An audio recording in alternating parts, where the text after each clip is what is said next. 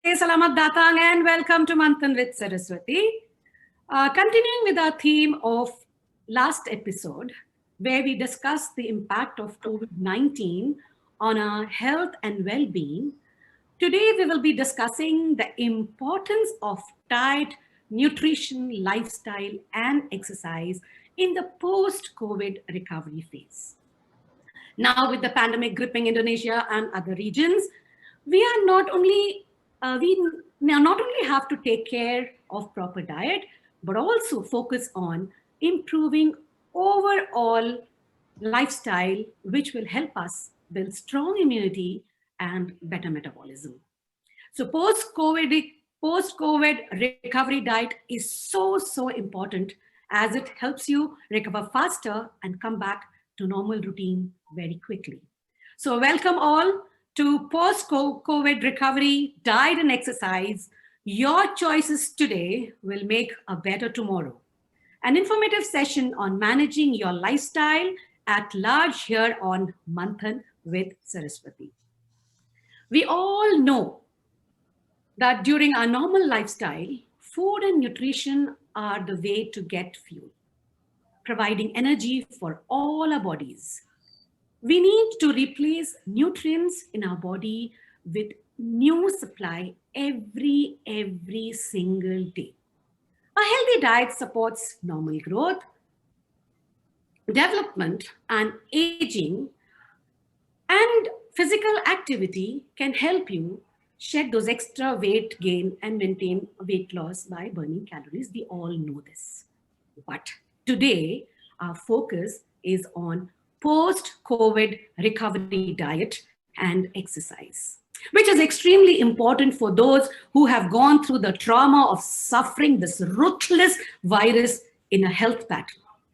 So today's discussion, today we are welcoming on Manthan with Saraswati, Ms. Meenu Agrawal. Hello, Saraswati. Thank you, everybody. And Aparna Johri on a live talk show. Hello, everyone. Who will help us guide to maintain a good lifestyle, healthy body, mind, and reduce the risk of this chronic disease leading us to the overall wealth and health, which is wealth and well-being. So I want to, first of all, before beginning the show, I want to thank each and every one of them who have sent in their queries, which will be answered. And also those who are joining us live here can type in the questions in the chat box, and we will take this question later on. Yeah, so moving on, I would love to introduce Meenu Agrawal to you. Anna, can I have the PowerPoint? I would like to introduce Meenu Agrawal. And Meenu Agrawal is a clinical nutritionist and a dietitian. She is based in Singapore. She has a branch office in Kolkata. She also caters to the multicultural society across the globe. She is the official nutritionist for the state team of women's cricket of Bengal. That is wonderful. Wow. She specializes in diabetes management, kidney nutrition, weight management, PCODs, PCOS, IBS, and other lifestyle-related health issues. So her website is www.foodandwellness.com, and you can reach her on the mail ID, which I've given you, that meenu@foodwellness.com. She is available on Facebook, Insta, and LinkedIn. So we have Meenu Agrawal with us. Once again, welcome you to the show, Manthan with Saraswati, post-COVID recovery, diet and nutrition and exercise. Okay. Then again, another speaker we have today is Aparna Johri. She is a certified nutritionist and a fitness coach. She is a coach on Fitter, and she believes in a holistic approach towards healthy living. With her initiative, Healthy with Aparna, she is making a social impact in bringing positive, healthy lifestyle changes with her free YouTube videos and social media presence. She has also personally coached about 200 plus people, and have brought changes in their lifestyle by her direct coaching. She is approachable via social media platforms, and she also has a beautiful website, www.healthywithaparna.com. So that's my introduction of the speakers. Let me introduce Meenu Agarwal to share her thoughts, her ideas, and then we will move on to Aparna for that. But we will be taking your questions after the introduction and after their short little presentation. Over to you, Meenu. Thank you, Saraswati. I would like to say to the viewers that post-COVID recovery is critical. World is suffering, so are we. COVID infection is actually hitting your body badly. And post-COVID, you see that the person who has suffered with, their body becomes extremely weak and prone to further infections if their nutrition is not taken care of well. So adequate nutrition actually supports, and it is vital to support your body to heal, recover faster and better. And in fact, it helps to regain the lost energy, the lost weight, the physical and mental health, which somewhere has been lost in this struggling, juggling, and the journey to recover from the infection. So nutrition not only will give you, provide you enough of energy, but also improves your mental health, your anxiety and stress levels, so that you become a normal person, you become a normal pre-COVID person. So today I would like to share a small PPT presentation. Let me just share. And post this presentation, I'm ready to take all your questions. So just a second. So I'm not saying what COVID is, we all know. Would like to focus here what post-COVID recovery diet should be focusing on. It is essential. It should be focusing to regain whatever the weight has been lost during this recovery journey, during the struggle of getting rid of the infection.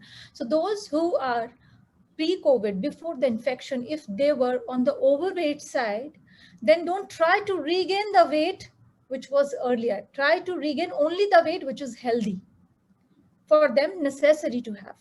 But regaining the lost weight to a certain extent is important and crucial. So the diet should be focusing on that. Second, because due to this infection and the period of extremely high stress, certain nutrient deficiencies are bound to set in.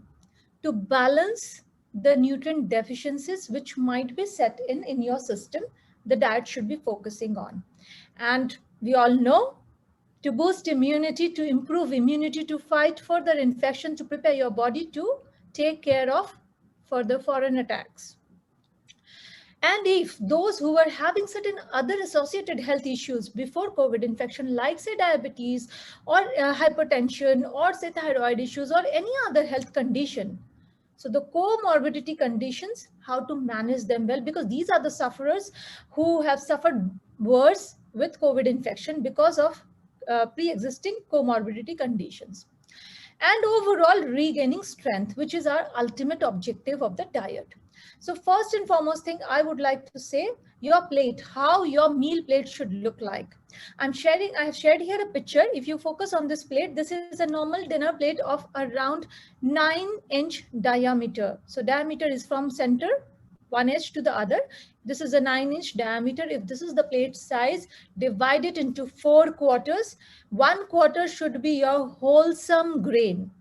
So this is your carbohydrate. Now, there are phases of COVID recovery. If you think you are just recovered from COVID infection, now no more positive, but you are extremely weak, your diet should be having a mix of easy to digest, easy to absorb carbohydrates, which are simple carbohydrate like white rice. But it can be a combination of whole grains and white grain. So try to give a mix for some time so that your body can easily absorb it. And gradually as you recover, you become better, then switch from the simple ones to the complex carbohydrate like the whole grains, which could be a wholemeal bread, which could be brown rice, which could be red rice, which could be wholesome noodles made of buckwheat, which could be wholesome noodles made of wheat also. And the other quarter should be comprising of your proteins. For non-vegetarians, eggs, fatty fish, and lean meat, which is basically, I would suggest, stick to white meat, avoid red meat for now, because of red meat gives you more inflammation and your body is dealing with a lot of inflammation. So try to reduce red meat consumption for some time till you become normal again. And white leaner meat is suggested at this moment of recovery. And for vegetarians, all sorts of beans and legumes and dals, pulses, and low fat dairy, better if it is organic dairy, more better. And all sorts of soya product, could be tofu, tempeh, tahu, or miso, or soya milk can be also added. But those again who are having some gastrointestinal issues, which are commonly seen post-COVID recovery or during the recovery phase, then try to avoid the hard to digest legumes for some time, like chickpeas or kidney beans. Restrict it for some time and allow your body to heal. And then gradually, as you start seeing your gut health is improving, your digestive disorders are reducing, you can slowly add this hard to digest legumes. But try to start them during the lunchtime, avoid them at the night time for sure, initial phase. And the remaining half plate should be filled with variety of vegetables, predominantly if it is your main meals time. Even in the picture, if you see, you can see some fruits are given, but that is just to look more beautiful. Care should be taken. During the meal, you should not be clubbing fruits. Sometimes people make fruits along with vegetable mixed salad. Don't do that. If you want to eat fruit, start your meal with fruits, finish fruit, then follow the cooked meal. So during this recovery phase, one instruction is for sure, try not to eat raw vegetables. Avoid any uncooked vegetables. Try to eat cooked vegetables, cooked food only, because cooked food are easy to digest. Only thing raw is suggested to have is fruits. Apart from fruits, nothing uncooked should be eaten during this recovery phase, because you need to understand your body has gone through a lot of trauma and stress, and your body is healing. It's a process which is ongoing, and your gut is in a weaker condition. So you need to put lighter and easy to digest food, and plenty of water you should be drinking. So beyond this normal plate which I have shared, beyond this, what is needed, certain immunity boosters are needed in regular dose. But remember, do not overemphasize on those so-called herbal concoction of kadhas and all. This can be very heaty, and this is summertime, so you might be developing certain ulcers and other issues.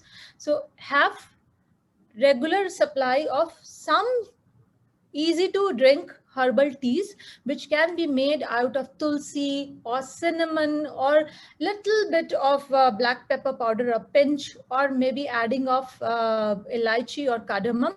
These are easy to digest, soothes your gut also, and helps building your immunity. Those who are okay to drink milk, those whose body is not showing any intolerance towards milk, they can have low fat milk, warm milk, in which a little bit of turmeric powder added. That this golden milk is a magic booster, which actually helps improving many of our strength issues, our overall immunity as well. Ginger and garlic are excellent towards boosting your immunity. Try to add them more and more in your daily cooking, in all your meals. And try to keep yourself well hydrated by drinking loads of lukewarm water if possible. If not, then normal room temperature water. But try to avoid cold water for sure at this initial phase at least. And if there are people, I keep on listening that there are people who don't like to drink plain water. For them, I suggest keep infused water. You can infuse water with certain lime slices or certain ginger slices and few twigs of basil or mint. Keep your water infused. This will not only boost the flavor of water, but also help you healing better and boosting your overall immunity. So these are the immunity drink, but what are the ingredients which are in terms of nutrients which we need to focus specifically? Omega-3 fatty acids, because this helps get rid of depression. This helps fight with anxiety and also helps fight against inflammation. It soothes with inflammation. So omega-3 fatty acids are there in fatty fishes like salmon. For vegetarians, it is there in flax seeds, it's in nuts like walnuts, fruits like avocado. But those who are really looking for the real benefits of omega-3 fatty acid, they should look for, especially those who are vegetarian, they should look for omega-3 fish oil supplements. Try to go for easily 2 to 3 grams of omega-3 fish oil supplements daily. So this helps actually reducing your inflammation. For those who are not okay with having those capsules, still can stick to flax seeds, lots of nuts and seeds, and avocado. These are also helpful, but not equivalent to the fish oil capsule for sure. Other nutrients which we need to focus on: zinc, selenium, copper. These three actually helps dealing with stress, dealing with a rebuild of the tissues and cells. Selenium is a potent antioxidant, which also helps against any free radical generation, any stress buildup. Copper is also helpful in dealing with the stress and anxiety and building up of our tissues and functioning better. So what are the nutrients we get these elements in? Dry fruits, nuts, seeds, poultry, egg, liver, beef. But red meat, try not to start immediately. Give yourself some more time to heal better. Those who are red meat eaters, eat in moderation, but that too once you heal up. Post that, continue, so that your immunity you can build up better. So try to have these elements, and those who cannot eat certain food groups, they can also look for multivitamin supplements to provide zinc, selenium, and copper. But zinc is easily available in loads of nuts and seeds, and also a good amount is available in dairy or dairy products. So milk and cheese has good amount of zinc. Low-fat milk can be actually helpful for those who can tolerate milk, because zinc available from milk is the best biologically available source of zinc. And iron and vitamin C. Vitamin C loaded in all citrus fruits, not only citrus fruits, but guava. Many of us don't know that guava is one of the richest source of vitamin C in edible form. A medium size of guava is easily edible, so which can actually suffice 70 to 75% of vitamin C requirement of a day. Apart from that, there are loads of fruits like all citrus fruits, berries, they are all loaded with vitamin C. And iron, especially Indian origin women, I would suggest, and especially women in periodic age, they are usually seen to have low in iron level. So try to eat plenty of leafy vegetables, variety of beans, pulses, and legumes. And those who are non-vegetarian, once you become little better, you can start eating red meat occasionally, because red meat is an excellent source for iron. Otherwise, fish, poultry can also help you, and add dry fruits on moderation in your daily diet. This will help improving your iron levels. But one tip: before you eat your dal or pulses or leafy vegetable or green vegetables, which are iron sources, try to add a little bit of lime juice to enhance the value of iron, so that your body can absorb that iron better from the diet. Remember, vegetarian sources are excellent in terms of iron, but body hardly absorbs unless we provide some vitamin C sources to it. And the next element I would like to focus here is magnesium. Magnesium helps calm down your brain, relaxes your muscles, so the stress element also decreases.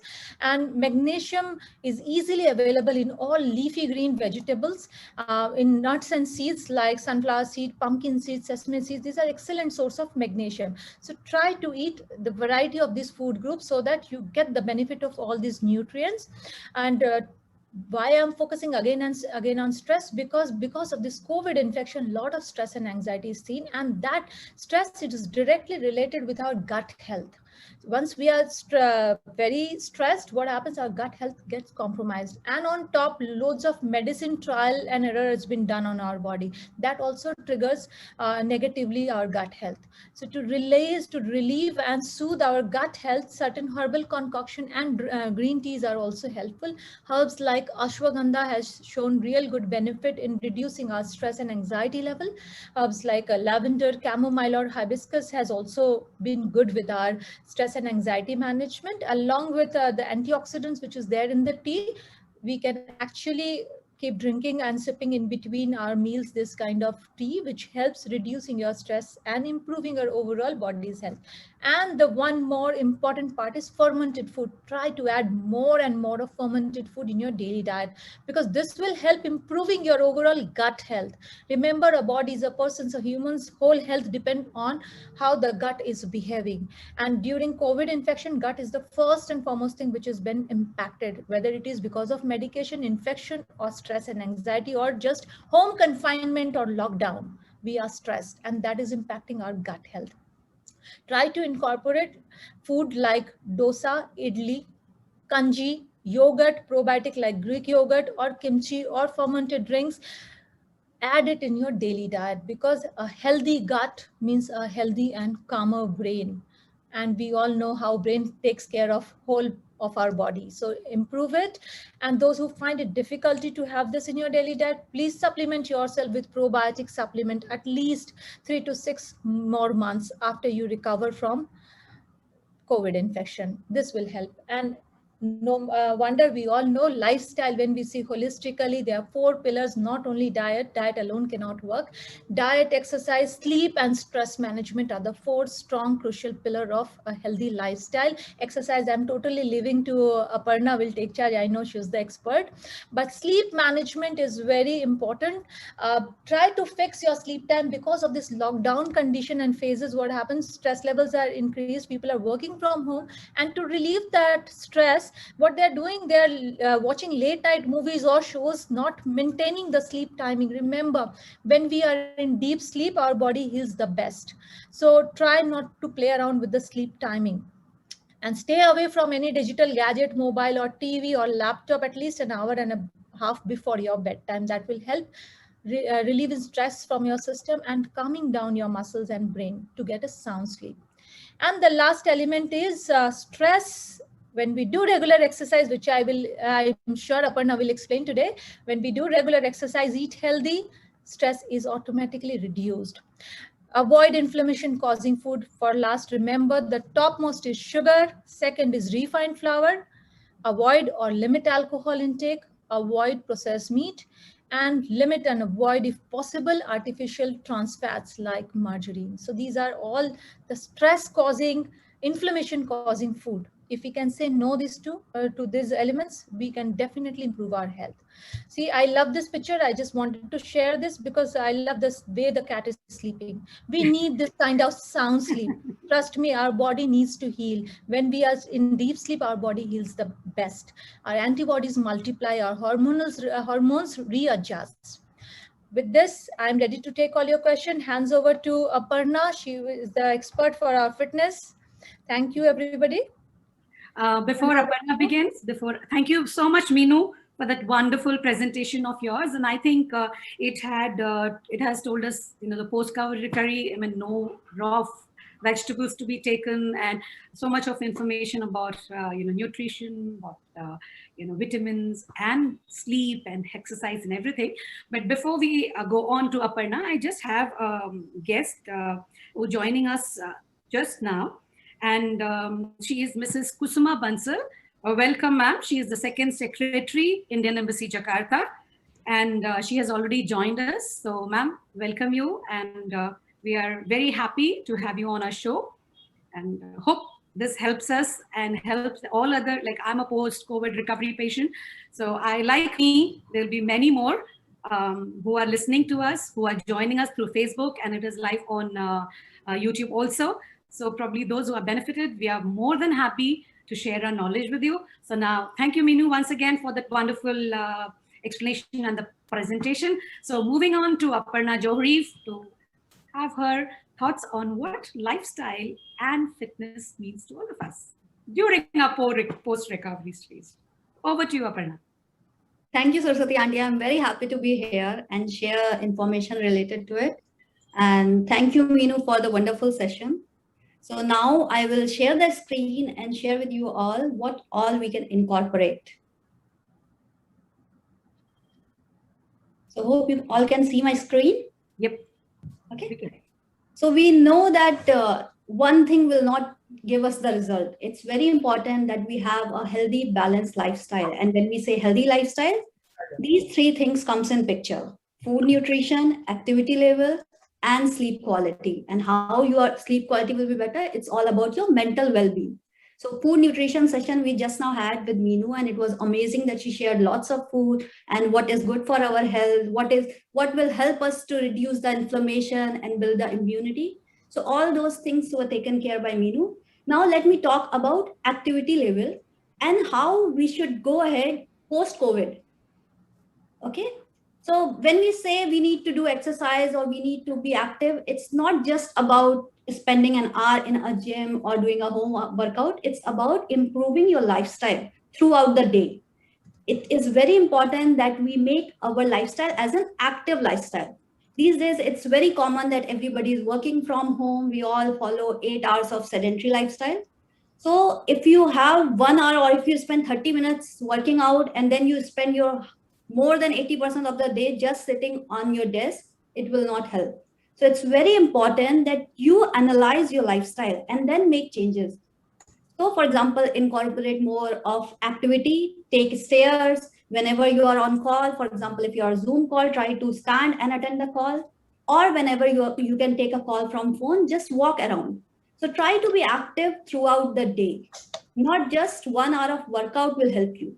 So it's very important that as per your lifestyle, you incorporate those changes. Now let me focus on post-COVID activity. So it's very important that you must listen to your body, because every body is unique and you don't have to follow a set rule saying that, okay, if someone is doing this, you should also go ahead and do it. No, don't put your body under stress. Always listen to your body. Now wait for at least 7 days with no symptom before returning to workout. So, and start slowly. So aim, for example, after 7 days, when you feel better and there is no symptom, you can start with 2-3 times weekly. And after this slide, I will explain you how you can add progression week-wise. And start slow. Don't feel that, okay, earlier I used to do 45 minutes of weightlifting session, or I was able to run, but now I am not able to do. Don't feel stressed about it. Go slowly, and with time, you will come back to that where you were before COVID. So start slow and avoid competing with your pre-COVID self. It is very important, and don't feel stressed about it. That, okay, earlier I used to lift that much of weight and now I am feeling so uncomfortable. So there is nothing wrong with it, because we all know that COVID virus has huge impact on the body. So start slow. And for example, even when you start slow and you see abnormal breathlessness or excessive fatigue, stop the activity. That means your body still needs recovery time. Don't go ahead and don't go in a situation where you feel so much of dizziness or breathlessness that your condition worsen down. So it's very important, start slow. Now let me take you how you can progress week-wise after 7 days when you feel with no symptoms, okay? So week one, you start with very light workout. So low impact exercise, start with 15 minutes of workout. And in that you add light activity level. When I say light activity level, that means your heart rate should not increase too much. So go for a very light walk, cardio, yoga, Pilates, and all those things. Don't go on a intensity as your pre-COVID. Go very slow, slowly ease back into exercise. And with time, you will see the improvement. But for first week 1, go slow. Then gradually for week 2, from light, you move to moderate intensity. So week 1, we started with 15 minutes. Then let's go beyond 15 and 30 minutes if you are feeling comfortable with that time. You don't have to push yourself that, okay, while week 1 is 15 minutes, so let me push it to 20 minutes or change. You listen to your body and act accordingly. And then add for week 2, you can add brisk walking, cycling, swimming, all light exercise. Don't put too much pressure and listen to your body. If you do it for 5-10 minutes, you feel like you need to take rest and then do it. And don't focus that, okay, earlier you used to take just 10 seconds of rest time, 2 seconds of rest time. No, you don't compete with your pre-COVID condition. You need your body to recover completely to come back to the pre-COVID condition. Okay, so go slow. From week 1, go for very light activity. Then next week 2, go for 15-30 minutes. You gradually incorporate and increase the intensity. Listen to your body. And once in week 2, when you see that you are able to perform exercise without any breathlessness or without feeling dizziness or anything, go ahead for increasing the intensity. Now for week 3, if it's you are very much comfortable with 15 to 30, you increase the workout. So now you can incorporate weight training, but I would suggest that start with 2 to 3 times. Don't come back that earlier. For example, people who are into weight training, it's very common that they do 5 days of workout with lots of weight training and then go once a week rest. So don't go there. You start gradually. Start with initial adding, not the weight where you were before, but start slowly. Start adding weight training 2 to 3 times, and then start focusing on 5 days of workout. So for example, you can start with 2 to 3 days weight training, and rest 2 days you can add yoga or light exercise. So listen to your body and then rebuild your strength and muscles. Give time to your body. This is for week 3. And if you are able to see the changes that you are gradually increasing, then for week 4, you will be able to come back to your pre-COVID fitness level. So start now. You are able to comfortably, you are able to do 30 minutes. Now increase it. Now add high intensity workout, body weight exercise, and you will see that you are close to 100% of your pre-COVID fitness. But there is no set rule book that, okay, it's like first week like this, second week. Always listen to your body. Don't put too much pressure. And don't compare yourself with others. Okay, she is able to do it, let me also do it. Don't force too much that you put too much pressure and stress to your body and you end up going back where we start. So it's always that you should see that you are progressing every day. Okay. Now we know that healthy living is about feel good, regular exercise, eat better, positive thinking. So it's all, it needs to be a holistic approach, which involves proper nutrition, followed by being active throughout the day. Then pay attention to your sleep. It's very important. In case if you feel that your sleep is disturbed because of all these stressful things, so try to incorporate that. Set a pattern, set a regular sleep pattern. Incorporate food, as mentioned by Meenu, incorporate food which helps you to sleep better, which are rich in magnesium. And then stay active throughout the day. If you feel that, okay, doing all those things, you will not see results in a week. So give yourself time, go with the flow, incorporate healthy living, and you will come back to your pre-COVID thing. Now, specifically for people who were not following healthy lifestyle before and now wants to make a drastic change in their lifestyle, I would suggest don't go for it. Make small changes. For example, start with being mindful with respect to eating protein in every meal. Then start walking post your meals. Make small changes which you can sustain and which you can see results. Don't expect for overnight results. Give your body time, be consistent, and you will surely see the results. And there's no fallback. Don't go for crash diets. Don't go for excessive exercise. Don't push yourself too hard that you give up. So always look for things which you can sustain.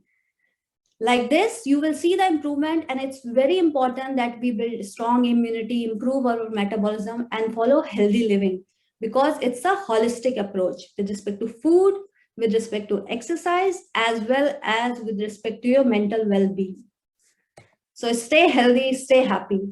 Now I'll give back to Saraswati Auntie.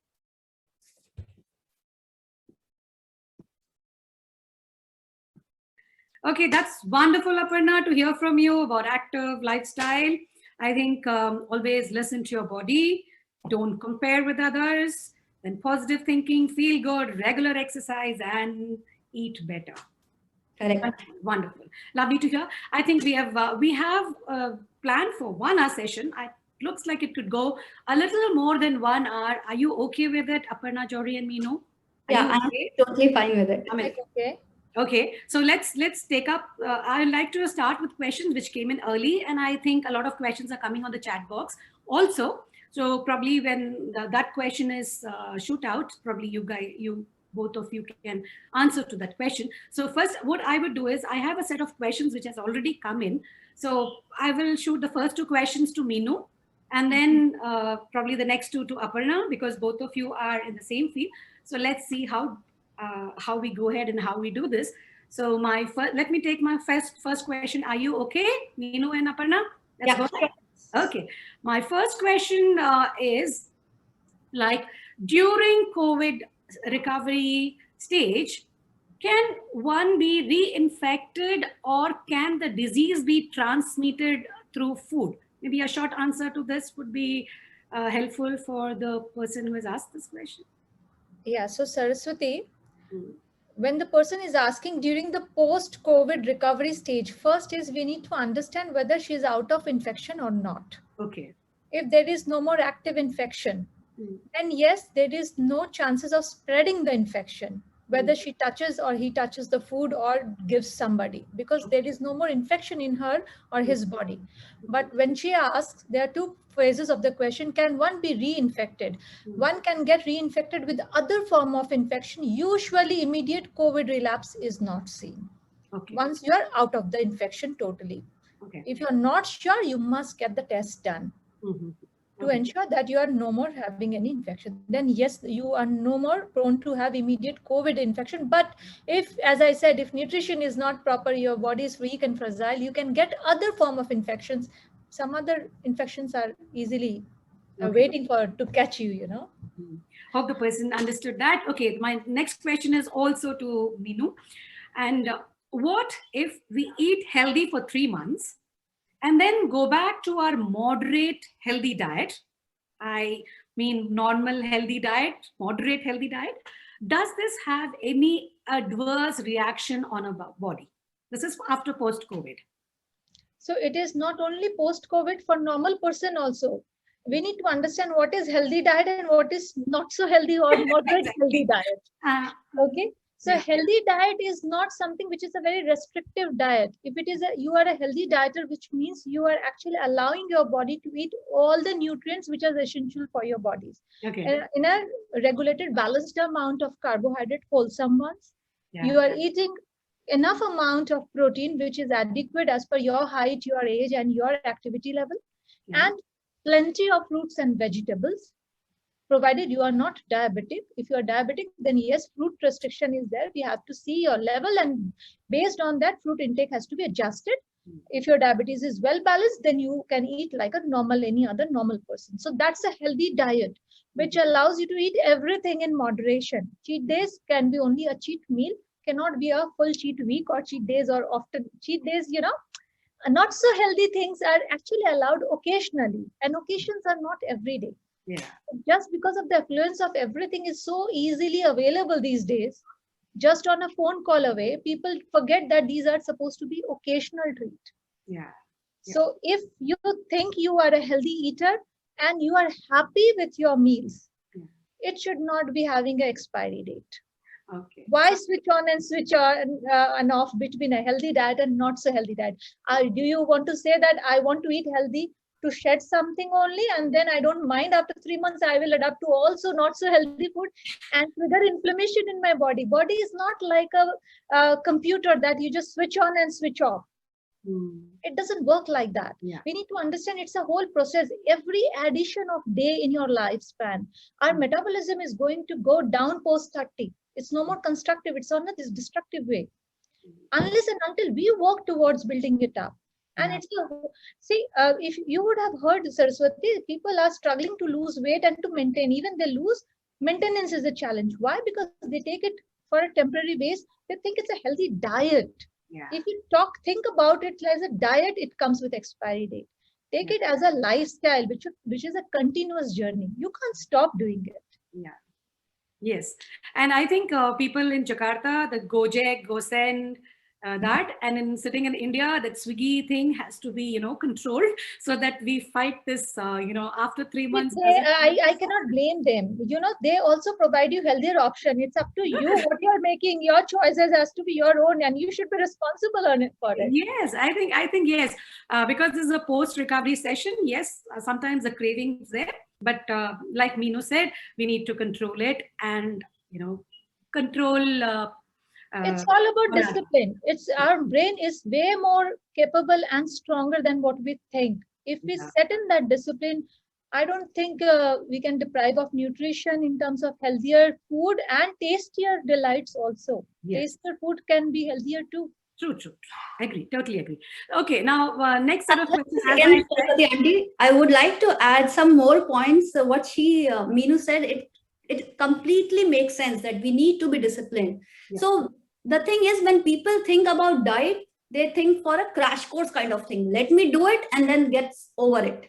But approach should be like, let me make a lifestyle change. Yeah. And it should be 80-20 ratio. Yeah. I'm not saying that you should completely go off the junk food or processed food, because we all know we are not going to sustain that. It's very important, go for 80-20 rule. 80% you eat healthy and 20% you indulge yourself into your favorite. For example, you crave for ice cream or anything, just be mindful. That plays a very important role, and then only you can sustain it. We have seen there are so many diets, you survive on soup, you leave sugar completely, and then we say that we need to give up because we know that we are going out, there are social gathering, there are a lot more things, and we end up being inconsistent to the diet. So don't take diet as it's a rule book and we need to starve and we need to survive on soup or on liquid diet, and on so many trends are going on. Yeah. So it's very important that, for example, it's very common that in India, we love taking tea with sugar, right? So just be mindful. Earlier, if you are taking 8 cups of tea in a day, and then you expect that you will be healthy, no, it is not practically or genuinely possible that you add and survive on these things, because food is like a fuel. If you give good fuel, you will get good health. If you provide poor quality fuel, then you can't expect good results. Yep. And always look for sustainable changes. Always look yourself that you are improving on day basis. As Meenu mentioned, it makes completely sense. We are not saying that you go ahead and remove everything from it and just incorporate a diet. And it's a myth that diet food is boring. Yeah. You can, if you are creative, you can make a lot more things, and you can also incorporate the flavors you like it. Yeah. Just be mindful. Don't starve yourself, or don't suppress your craving too much. Okay, you feel like having a tea with sugar, and then suddenly for 2 days you followed it, and third day you are like, okay, I can't do it anymore. And then again come back to your 8 cups tea in a day. So consistency is very important. And be mindful in your eating, right? Yes. Okay. Correct. So taking up your part of the question. Saraswati, with this regard, I would like to little bit add on for the viewers. Being mindful is important, and we need to understand we break the rules when it is too restrictive. Correct. Yeah. If True. It is not too restrictive, it is doable, where little flexibility is here and there with being mindfulness. Yeah. Then you can sustain. Yep. Totally. I think viewers who are listening to us will also make a point that mindful eating is very important, right? Okay, now Aparna, I'm going on to your question, and I think I saw Mr. Suresh post on the first question, which is related to probably his question also. So I think after I read out the question, Mr. Suresh, will you be kind enough to read out that question for us? My first question here is, how much exercise does one need during post-COVID recovery stage? You mentioned a bit about, you mentioned week 1, week 2, week 3, but I think Mr. Suresh has posted something, question, which many of our viewers in Jakarta would be interested in knowing. So let's hear it from Mr. Suresh. Can I have you online, sir? Okay. Yeah, I think there's a question which has come up here, which I posted in the chat box. Yeah. I've heard many patients have experienced significant body pain, body ache, even to the extent they can't lift their limbs. How to adjust the exercise, and also how to help the recovery process set in. So this is a very common question that I hear even in India, that people are experiencing significant body pain And to the extent they're not even able to get out of the bed. So basically, how do we really set up an exercise plan or get to recover from this sort of COVID post effect? Yeah. Aparna, that's your question, please. That's actually a very nice question, and it's very common that post-COVID, because we know that once we have COVID, it's a huge impact on body. So first of all, I'll say that in case if you are feeling body pain and it's too much, I would suggest don't incorporate exercise routine. Go slow, always listen to your body. If you feel that you are able to walk, start gradually with walking. And then looking at and don't expect that, for example, if someone pre-COVID was an active person, then they can go back to that and incorporate more exercise as compared to a person who never exercised before. So don't feel that, okay, now you had COVID, now suddenly you want to make a change and to compete with person who was active and following active lifestyle before.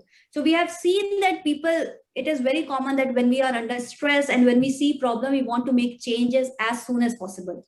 Right? It's like before COVID also, all nutritionists, everybody was talking about that you need to have balanced food and everything, but nobody paid attention. And suddenly post-COVID, all immunity food come in picture, then turmeric latte came in picture and everything. So it is understandable that once we see the problem, we look for solution. But in that also be mindful. For example, if you never work out before COVID, you never went for even a walk post meal, and suddenly you feel that you can run a marathon, it doesn't make sense. So listen to your body, go slow, and incorporate things in which your body is not under pain. For example, I recommend even for a healthy person, if they have back pain or knee pain, they need to go for exercise which will help to strengthen their muscles. So you cannot go ahead and do the exercise which a person who is doing deadlift and doing deep squat and everything. So I would recommend go for, first of all, take help from physiotherapist, because they will help you and guide you as per your body. You are not going to go ahead and just watch a YouTube video or a Facebook video, come up with the exercise and start doing that. No, don't do that. Listen to your body and understand its need. And then gradually, because when we say you can start the workout, as mentioned in the slide, I mentioned specifically 7 days, no symptoms. When no symptom means that your body is fully recovered, then you can go ahead and start with small changes. And don't rush. This is not about a race or it's about a crash course. You are making a lifestyle change. So give your body time, understand its need. When you had COVID, you had so much time to think. So think wisely and incorporate these changes slowly. Don't go for a rat race. Just make yourself comfortable and then do things, because when you incorporate such things, you will be able to sustain it. If you go ahead, okay, let me have a back pain, but I will do it, I'm so determined, then after 2 days, you'll come back to same old position. You will be lying down on bed with pain. So be mindful and make genuine changes which you can sustain. So start slowly. Thank you. Thank you, Aparna. Thank you. Next question comes from... Can I just add on to this particular case which has been put? As what Aparna said, perfectly correct, that once you've recovered, there's no symptoms, you should start practicing exercises as per your body's capacity. But if these conditions, I believe these are the patients who have actually seen this kind of aches and pain post, there is no infection, but yet the recovery is very slow. So they get frustrated that now also they are unable to do their normal household chores, or we can't go out for a walk because of extreme body ache. For them, one suggestion I need to tell here, everybody, usually we Indians are seen to have more of carbohydrate rich food because that's our basic source of energy. But for post-COVID, and especially since COVID is impacting our respiratory conditions, wherein lungs are the first thing which is getting impacted. So carbohydrate rich food actually adds on to the carbon dioxide load in our respiratory system. So for those who are still feeling so much less energy or aches and pain too much, for them, try not to overload on carbs, rather add little bit more of fatty acids, fats in their food. Like they can add, for simple example, like a khichdi if they make. In khichdi, they should crush some peanut and add. So peanut will be a good source of healthy fatty acids and concentrated source of energy. So with the smaller portion, they will feel full and the carbon dioxide load will not be adding on to their respiratory system, so that their oxygen balance is better improved and they can heal faster and recover fast. That's wonderful. Right. Meenu. Thank you, for Ms. Meena. sharing that. Yeah, let me again ask the next question, which is also related to this, this one. I have issues with protein digestion. Example, moong, chana, etc. Each one, even one bowl makes RBS and loose motion. How to come out of the situation? So is it to me? Yeah, Yeah, that's right. Let's see. yeah, to you. Yeah. Mr. Suresh, having this hard to digest beans or legumes, sometimes, yes, they are difficult for some people. So have you also noticed that you are unable to digest them even if you are eating them in lunch hour? If that is the case, then definitely you should avoid them as eating as a dal or just as a bean. You can try them as a grinded form like a pancake or chila form or a dosa form. See if you can better digest them. You can because the fermented form for dosa, we allow them to ferment sometime. So fermented form becomes better in terms of digestion. So you can try incorporating that form, or in a dhokla form where steaming of that powder mix is done, along with some yogurt you are adding to ferment. So those things will help improving your gut.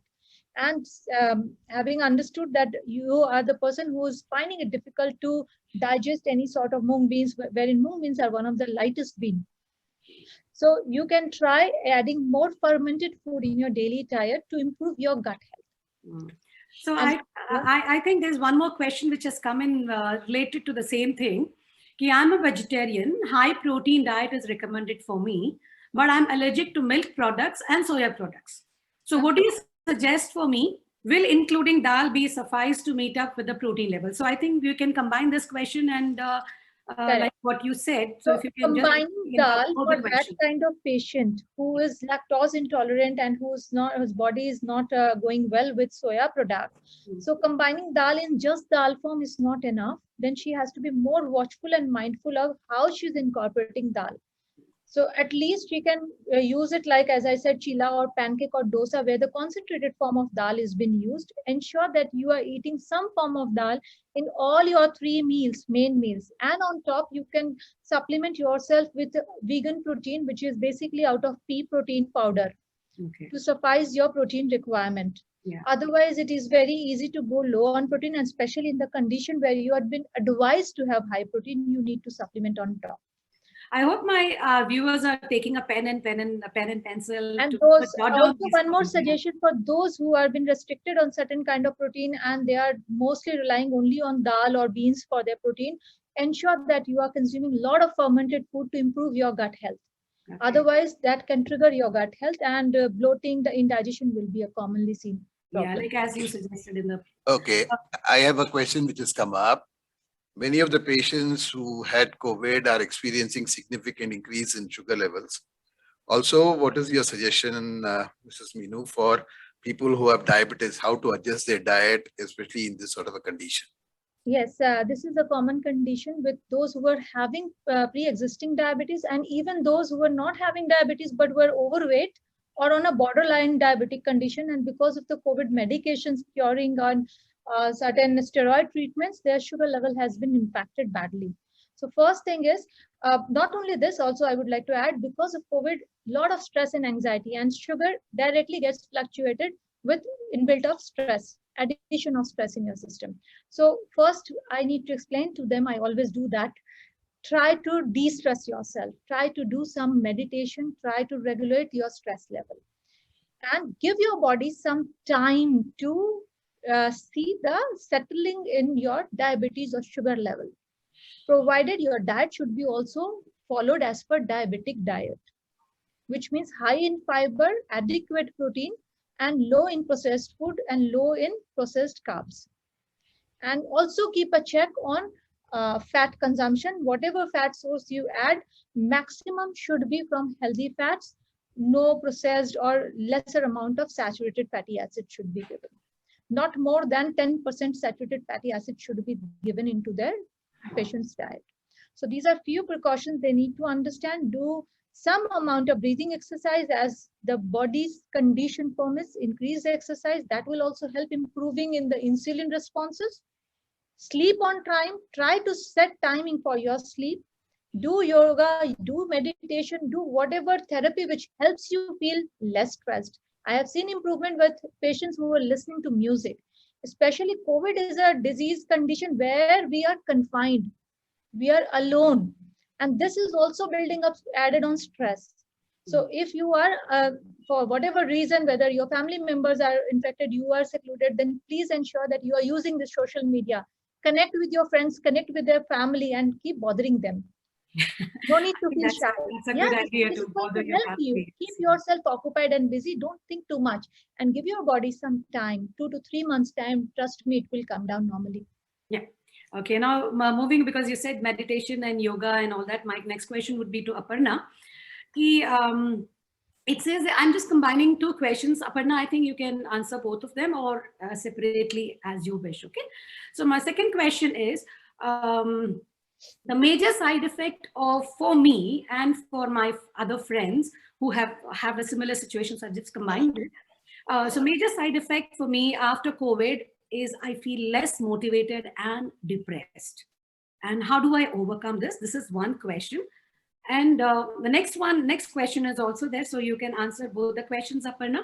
What lifestyle changes has to be made in keeping off those extra gaining tendencies after COVID? I think you have already said exercise and everything, but I think I would love to focus on the second question, that when I feel less motivated and depressed, how do I overcome this? Yeah. First of all, it's very important that you set a smaller goal. I would not recommend that, okay, you feel demotivated, then you incorporate that, okay, from today onwards, I will go ahead and do 30 minutes of workout. Rather than you make a goal that throughout this week, I will make sure to add 10 minutes of walking. That much, 10 minutes sounds really, you will be motivated, it's just 10 minutes. So rather than going for bigger goal, set smaller goal, try to be disciplined, because that is very important. You won't be motivated all the Mondays. It is not practically possible that every Monday you feel charged enough and you will go ahead and do the workout. Yeah. It don't happen with me also. So there is no magic pill that, okay, you have that and you will be motivated every Monday. No. So first of all, you set smaller goal, be disciplined to that goal. For example, even if 10 minutes is more for you, start with 5 minutes of walking. After every meal, I will just do 5 minutes of walking. So set smaller goal. Apart from that, you can take help of taking a coach, because coach understand your situation. You need someone who can understand your situation and help you towards it. And motivate you. Yes. For example, you can take help of coaches. There are lots more coaches, and because of COVID, now everything is online, right? So you can go for coach where you feel that there is some connection. You understand that they can create some connection and they can help you. So make sure you find someone like that and talk to them. They will be there. They will give you quick tips and tricks which can work for you. For example, this is very easy to convince your mind that you wake up in the morning and you say, okay, today I'll do workout, but let me do it after lunch. Then after lunch, oh, let me do it in the evening. Now I will do it after dinner. So try to incorporate whatever new habit you want to build. Link it to your current habit. For example, we all, nobody push us to do brushing, right? In the morning, no, you don't feel that your motivation should come, then only you'll do brushing. So like that, you link. For example, after brushing my teeth, I will go ahead and sit for 2 minutes of meditation. I will sit. Or if you feel that you cannot do meditation, it's a myth that people say that you need to focus on one point. No, you just need to be in the moment. You sit in the fresh air and just see the beauty around. So just make small changes. Then, for example, this is very easy to do, that you make a habit that after every meal, I will do 5 minutes walking. Or you can say, or easiest ways, you know that it is very common that we spend a lot of time on mobile, whether it is on call, whether it is on social media. So you make a habit. Whenever I'll do mobile, I'll walk around. I will not sit and do watch anything or do Netflix or anything. Just link it with your current habit. And then you will see that with time, your body will start rewarding you. Don't push too hard. Don't set irrational goals and go for extremes. Just link it to your current habit and do it at least for 21 days. So for 21 days, every day you won't be motivated, but you can be disciplined for 21 days and it will turn out to be your habit. After that, you will start missing that. Yeah. So I hope this was How- useful. And Okay, now for depression, Aparna, that's one part. That was a lovely talk for motivating yourself. How about dealing with depression? I think just meditation is one. What are the other ways like you can overcome depression? the small things, for example, being in the moment. So when I say being in the moment is like whatever you are doing now, understand that this moment is inevitable. It is not going to come again in your life. Start giving importance to this particular moment, even if you are eating, even if you're watching TV, even if you're playing with your kid. So pay attention to be in the moment. It is very common that we'll be sitting with our kid, talk to someone on the phone and thinking about what I have to do next. Yeah, so don't do that. Take out time. I'm not saying that throughout the day you can do that, because as a woman, we are tend to do multitasking. It's very common. Yeah. So, but gradually try to take out some moment where you be mindful in that particular moment. So this way you are the best judge for your own health, for your own lifestyle. So try to make changes which you can sustain and pay attention to it. For example, there are lots of things available. For example, with respect to meditation, there are lots of very good apps. You can, for example, if you are new to meditation and doing mindful activities, opt for apps or videos where guided meditation is there, guided body scan is there. And with time, once you feel confident, you don't need all those things support. You can do it on your own. So make small changes. Okay. Yeah, this question comes from Sridhar to Mrs. Meenu.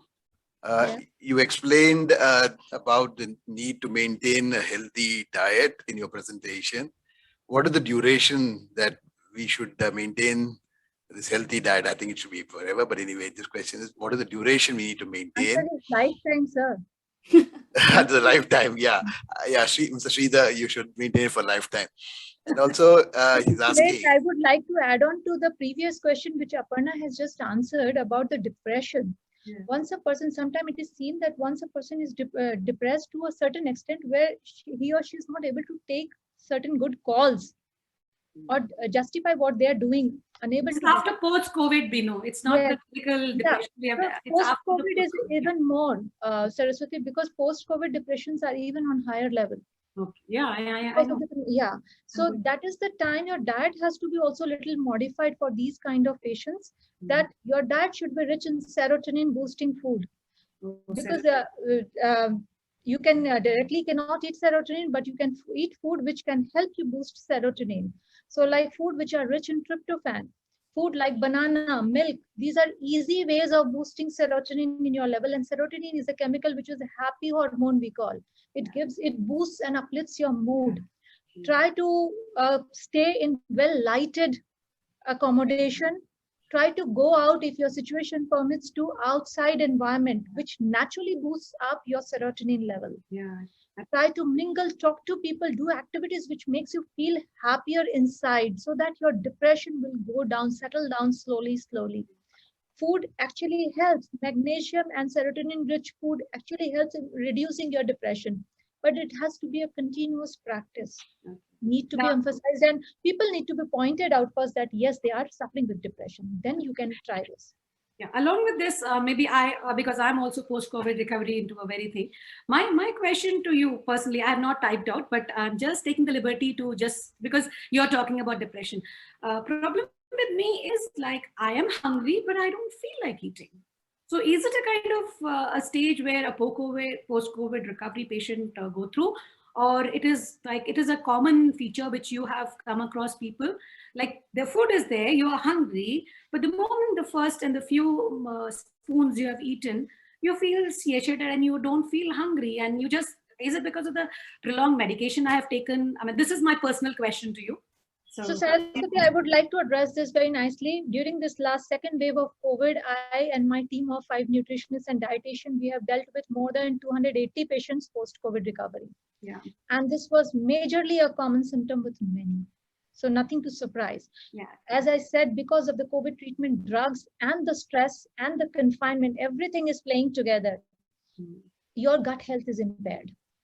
You feel little bit of your eating and you feel bloated. That's the sense of bloatedness which is cutting down your appetite. You don't. I don't feel bloated actually. To be personally, I don't feel realize bloated. it. I don't You feel like realize eating it. anymore. Yeah, your appetite, you don't feel like you lose interest because your stomach feels heavy, as if 2 bites are good enough, although it is not enough. So that is the reason post-COVID, which many of people who are not aware are not following, but at least next 6 months, try to provide yourself gut healthy food. Loads of fermented food you should be having, and plus probiotic you should be trying to have regularly. And the best time to have probiotic supplement is immediately after lunch. Yeah. Right. To get the maximum benefit. This will subside. Just keep supplying proper food, it will help. Okay. One question which I would like to address both of you, because I think we have covered up most of the questions in your in our session, in your presentation itself. So another question which had is, some days I feel very healthy and very happy, and some days suddenly there is a drop. And there is again stressed out. The question says that I feel a lot more stressed out post-COVID. How to tackle? I think your answers are already answering these questions, that have magnesium and serotonin based diet, which is really important. And I think many of the questions belong to that. And there was one more question for Aparna. I think I'm a fitness freak, and I've heard that and have been advised that one cannot go back to usual fitness level post-COVID. So I have to take it slow. My question is, what is the intensity I should start? And how will I know that I'm ready for my normal level? I think, Aparna, you have answered that in the beginning beautifully through your slide, that you have to take it week after week. And patients like me who have really suffered also needs to follow the same thing, right? Listen to the person, listen to the body, listen to the mind. So I think we are running out of time, and if I have to tell you that so let me take it individually, both of you can answer it. What will be your final statement for the post-COVID recovery patient? Like what we said, our theme today is your choices today will make a better tomorrow, right? That is what we are talking about. And that is what our whole thing is, that what choice you're making today will make a better tomorrow. So what would be your concluding remark, Meenu and Aparna, on this? And then we can finish the Aparna, you start session, first. unless we have some other questions coming in. Okay, so I'll take first. I'll just suggest don't rush. Okay. Don't rush, don't push yourself too hard. It's your body and you are the best judge. So give yourself time and accept and appreciate yourself, whatever you are doing. So it's not, we all know that everyone is struggling and this time is not easy for any one of us. But we have seen that some people are able to manage, right? So it's because you don't have to compete with anyone. Just give yourself time, give your body time, and make sustainable changes. That's wonderful. That's wonderful. So what's your choices today, and what will make you better according to Meenu Agarwal? Very nicely said by Aparna already. Understand your body and understand one discipline, that every human in this world is unique. So learn yourself, your internal health condition, how your mind, your body is reacting, and act accordingly. There is no race. Yeah. So try to provide healthier food, try to live peacefully, try to find happiness in small element, and be grateful and thankful to the Almighty that you are surviving, which many of them could not make it. So be grateful and try to live the life fullest. There's one more question which has popped up just now. Doctor, I think we are finishing, and then there's just one question which has come in very, just towards the last. If I can read that, I think it is related to hair loss. So it says that post-COVID has led to hair loss. Any tips that we can follow to keep in check? That's the last question. I think we'll take, and then we'll finish. Yeah. Shall I take this? Please, please. So hair fall is a result of nutrient imbalance in your body, overloading of stress in your body. So try to readjust the diet as per your recovery If you are recovered well now, you think you are able to digest well, start increasing protein in your diet. Remember, our body is made up of cell, and each and every cell, whether it is a hair follicle also, needs protein to develop. So protein is crucial. Don't go low on protein. Around 0.9 to 1 gram of per kg body weight for us normal sedentary man is minimum. Please follow that. Try to have B group vitamins. If you are vegetarian, please top up with a supplement of B group, B complex. If you are non-vegetarian, try to have poultry eggs in regular basis, and try to have whole grains and loads of legumes, lentils and pulses, which will give you enough of B group vitamin, which is needed for your healthy hair. And to release stress, we have told so many tips and tricks. Please follow that and keep yourself well hydrated. These are for internal condition, and for topping up, depending on where you are living. If it is a tropical country, you need to care especially for the cleanliness and hair hygiene. Clean your hair, especially the scalp, every alternate day with a mild shampoo. Do not let the dust and oil particle rest on your scalp, which will block your pores, which will again trigger hair fall. Yeah. I am hopeful if you follow all this tip, within next 2 months, your hair will not only stop falling, but you will see density in your hair. That's wonderful. Yeah, just one minute. I think I have one last question. Sridhar has raised his hand. Go ahead and unmute Sridhar and ask a question. Miss Aparna and Miss Meenu. So questions to you both. May be difficult to reply to me. Concerning the topic diet and exercise, I thought of asking so many questions, but your presentation and explanation is, given all the details, and I have nothing to ask. So how did you manage to give a beautiful presentation and explanation that quite useful and very informative? Can you answer? How did you Sir, manage? I would like to take the privilege to answer your question. Thank you so much for appreciating our hard work. This is an in and out daily profession, sir. We are into it. I believe Aparna is also the same opinion. We are grateful that people like you are actually paying attention and watching it fruitfully. And I hope you all can apply these tips and tricks which we have suggested today in your daily life to see some benefit. Thank you so much. Thank you. Aparna, what's your take on that? Yeah, thank you so much, Sridhar, for appreciating our hard work. That's true that we both are into this profession and we are doing this day in, day out. We are dealing with so many people with same concern. So it was very easy to frame those problems into a defined presentation, which will be helpful for you all. Thank you. And I think let me take the thanking note. I want to thank all the viewers who are watching us. Thank you, Mr. Sridhar. Thank you, Madam Kusuma Bansal, for being there with us. And thank you to all my other friends who are watching it, who have always supported me. I think this was a brilliant session which we have had. And let me tell you that the next session which I'm planning to have is on women's health. So ladies and gentlemen who are listening there, I don't know if to count in the gentlemen here because it's going to be on women's health. So if you have any questions, stay posted, stay connected till the next week. So thank you, Meenu, and thank you, Aparna, for joining with us today. And special thanks to Mr. Suresh also for helping me out in conducting the show. And this is Saraswati Suresh signing off and saying bye-bye on Manthan with Saraswati. Namaste. Bye. Thank you. Bye. Thank you. Take care. Bye. Bye-bye.